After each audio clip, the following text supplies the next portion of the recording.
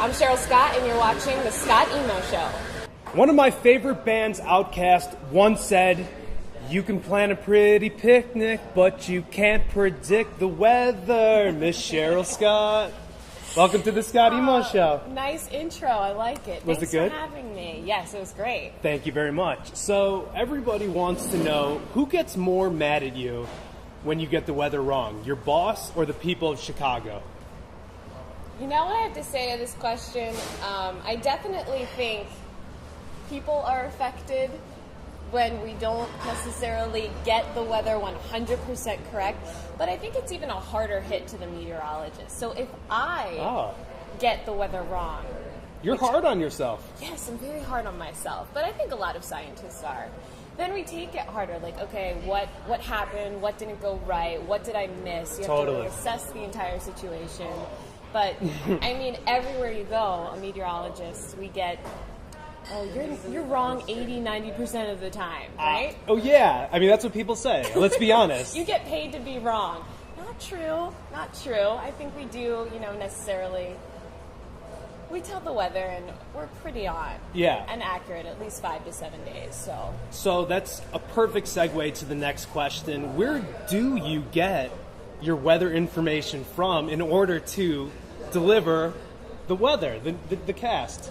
Well, you study to become a meteorologist, right? So when you're at school, you're learning, how you predict the weather. A lot of it comes down to these hardcore calculations of the atmosphere, the upper atmosphere, and those calculations are now run and put into computers, and certain models ingest this information and then spit it out. So we look at a bunch of different models, and we compare them and contrast them and see which one's more right, which one we favor more, which one's handling the situation better. We look how it's been acting in the past and where it's going to, go out in the future. Yeah. So there's a bunch of different Is it a lot models. more predicting than it is like a science? I mean, how do you predict the weather? Right? I mean, it's kind of impossible. It's hard because it's an imprecise science. Got it. Yeah. But you can predict to a certain degree. Right. Nostradamus predicted. He was spot on a few things. Exactly. He wasn't right on everything. Not everything. We can't always be 100% right. But I think the biggest thing is just to get the information out and keep viewers informed. Yeah. Especially, when there's severe weather. Right. So stop giving Cheryl a hard time. It's an imprecise science, so leave her alone.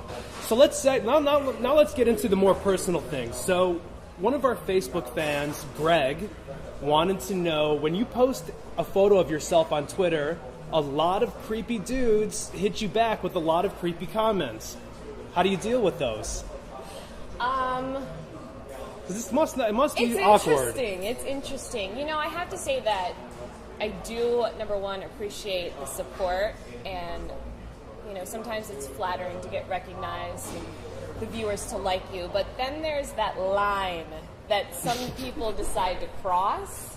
So on top of me posting everything on social media, and a lot of people ask if I have an intern, is this me? Totally. That's also a good question. Yeah, I control everything I post on Facebook and Twitter. I'm the one putting all that information out there. I'm the one responding and commenting, and it's all me. So I have to monitor everything that is posted. Now, I've had to block a few people. I've had to delete a few comments. Yeah. So it's just monitoring it, and sometimes people do cross that line. All right. So don't cross the line with Cheryl, people. She's a cool girl, and it's not appropriate. So, besides, I know you like to stay at home once in a while, not always go out. You said you were in bed because you were locked up because of allergies. You're probably watching your favorite movie, The Wizard of Oz. Yes. Right? I did read on that, so that's very cool. What's one thing you like to do in the brutal winters of Chicago? I mean, because it's brutal out there, and a lot of girls just like to hibernate. My wife being one of them. Winters are rough, but for me, a meteorologist, that's what we live for. I'm in a city where we have weather. It's almost job security. Winter weather, precipitation, snow, blizzards. That's keeping me super valid busy. Point. Busy, right? Never thought about it like that. Super valid. And for personal benefit, I guess I have to say that I travel and go to warmer places when it's brutally cold. Right. You're from South Jersey, so you're familiar with the cold. But Chicago weather, is it worse than South Jersey? Cold was? I think it's the wind. Oh, the wind's bad. The combination The wind of the wind will kill off you. the lake. And I did work in Erie, Pennsylvania, too. And Erie was way worse than Chicago. Right on. 145 inches of snow my first summer there. That's that lake a lot. Effect. So because That's we're crazy. situated on basically the right side of the lake, so we do escape a lot of the lake effect situation. Cool. All right. So I saw that you shot the pucks at the Hawks game. First of all, how was that experience? Amazing. Hands down, one of the best experiences yet in Chicago. I was shaking. Were you? You didn't look nervous. You looked on point. I was like, wow, how was she? Plus, when you see the video, which will be played throughout this video, she was in high heels, walking on the ice. How did you not slip on your high heels? So, on ice. Oh no! The grace of God, I didn't slip on the ice. My heels actually had a rubber Nike sole on the bottom. Oh, legit. So there was more traction there, probably almost more so than if I did wear ordinary sneakers. Right on. So that begs the question, who's your favorite shoe designer? Favorite shoe designer? Are you a shoe girl? I mean, I like style and I like shoes and I like clothing. In terms of a designer, I don't play a lot towards brands, but I guess those shoes were Cole Haan, I can say that. Shout out to Cole Haan for not slipping on the ice. Otherwise, then it would have been a whole Thank different you, news story. I would have been over. Yeah. I would have been an internet sensation then. Yes, for sure. Stuart Weitzman, I guess, for heels. And you can't go wrong with Nike. You can't go wrong with Nike. Right? Comfort comes first. So, favorite drink? And drink, like cocktail drink. It's up to you.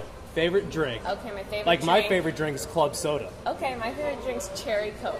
Cherry Coke. Cherry Coke. Who would have thought? Cherry Yeah. Coke. Being on TV is very stressful. There's no question about it. It's a lot of hours. It's a lot of pressure to deliver ratings. What does Cheryl Scott do to relax?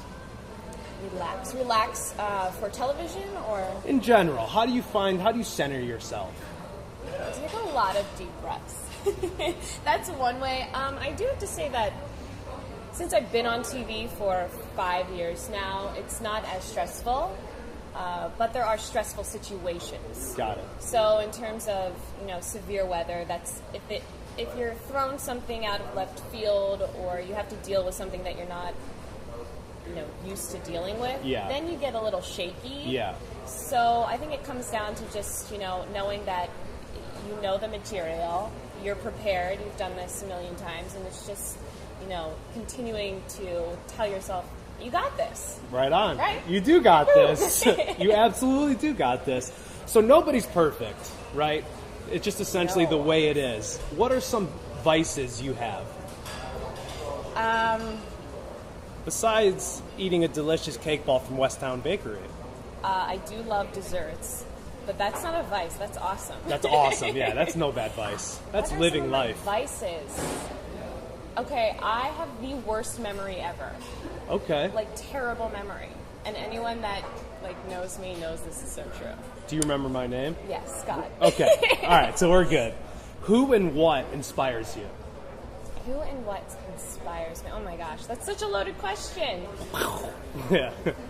There have been so many influential people in my life that I couldn't pin it down to just one, from my mentors to my mom, who have instilled, so much value into who I am today. But when it comes to my job, I think it's the viewers and the community that keep me grounded and continue to inspire me and continue to allow me to, reach a level of, not so much success, but appreciation Right on. for what I do. Right on. Especially That's beautiful, yeah. Yeah, in terms of severe weather, a lot of people think that my job just comes down to, oh, it's going to be sunny, wear your sunglasses, or it's going to rain, wear your rain boots. But a lot of people don't realize what happens in terms of severe weather. I've been on site after a tornado has ripped through a city. I've seen the destruction, how it impacts families. So there's... Before you... People that are on site during those storms, in my opinion, those people are nuts. Well, it's like, well, I'm here in the storm and it is rain. It's like, what are you doing right now? Go and shelter. You have to know what's happening. You have to know your surroundings very, very well. You have to understand radar. I've never been on site during a tornado, just during the aftermath. Got it. So I've seen, fatalities, the destruction, and that puts your job in a whole new perspective. I mean, I'm here to inform the public and Chicago and the viewers, but I'm also, a big part of our job in NBC, the entire team, is to keep everyone safe. Totally. So there's a lot of pressure sometimes. There is, because you have the ability to control someone's fate, essentially. Talking about pressure. We won't take it that far. I took it to that level, sorry. All right, so I ask everybody in each interview that we do, what's your favorite munchie snack? Well, I love cupcakes. Respect. But I don't snack on them. Yeah. So what would be a snack that actually forget it. If you Twizzlers. Twizzlers, nibs, regular Twizzlers. Like the spiral, pull and peel Twizzlers with a cherry Coke. That's what gets me through long days at work. I think you just touched my wife's heart, because the pull and peel Twizzlers. She's nodding behind the camera right now. Yeah, the pull and peel Twizzlers are her jam too. You either like them or you hate them. So Cheryl, thank you so much for coming on the Scott Emo Show. It wasn't that hard, right? No, it was fun. And then next time you need a guest meteorologist, you know who to hit up, because I'm a weather nerd by heart. And Round 2, we'll talk all about weather. All right, very nice. Cheryl Scott, everybody. She's on NBC 5. Make sure you check her out on the weekends. She was an unbelievable guest. We're so happy to have her. What else can I say? Cheryl Scott. Thank you. Thank you. Everybody wants to know, who gets more mad at you when you get the weather wrong, your boss or the people of Chicago? You know what I have to say to this question? I definitely think people are affected when we don't necessarily get the weather 100% correct, but I think it's even a harder hit. You're wrong 80-90% of the time, right? Oh yeah, I mean that's what people say. Let's be honest. You get paid to be wrong. Not true. I think we do, necessarily. We tell the weather and we're pretty on. Yeah. And accurate, at least 5 to 7 days. So that's a perfect segue to the next question. Where do you get your weather information from in order to deliver the weather, the cast? Well, you study to become a meteorologist, right? So when you're at school, you're learning, how you predict the weather. A lot of it comes down to these hardcore calculations of the atmosphere, the meteorologist. So if I get the weather wrong... You're hard on yourself. Yes, I'm very hard on myself. But I think a lot of scientists are. Then we take it harder. Like, okay, what happened? What didn't go right? What did I miss? You have to assess the entire situation. But, I mean, everywhere you go, a meteorologist, we get... I'm Cheryl Scott, and you're watching The Scott Emo Show. One of my favorite bands, Outkast, once said, "You can plan a pretty picnic, but you can't predict the weather." Miss Cheryl Scott, welcome to the Scott Emo Show. Nice intro. I like it. Was it good? Thanks for having me. Yes, it was great. Thank you very much. So